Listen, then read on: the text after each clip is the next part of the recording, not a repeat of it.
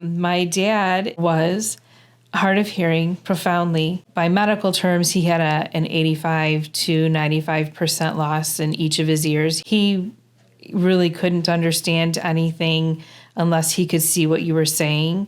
He could hear sounds, but he didn't know what those sounds were. One of the funniest stories when we were growing up, when he finally got really good hearing aids, we would complain when we were watching TV as a family because he loved to eat Better Made potato chips. And just at the climax of a TV show or a movie, he would crumple the bag closed, right? And then we couldn't hear whatever was happening on the TV.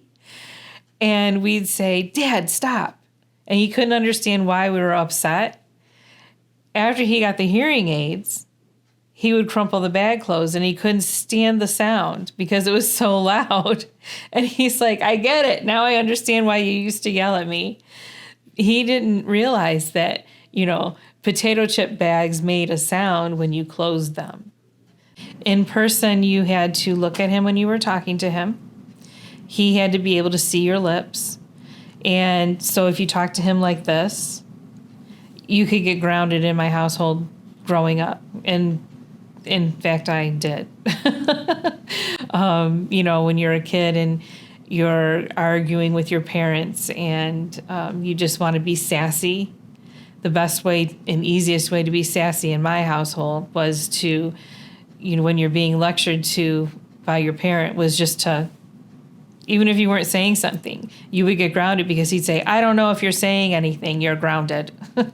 I can remember one time my mom had a hysterectomy and the doctor had a very thick accent. And the doctor came out to say that my mom was okay. And we were just all like elated because we thought she had cancer and it was a pretty serious surgery. And because she had some other issues going on.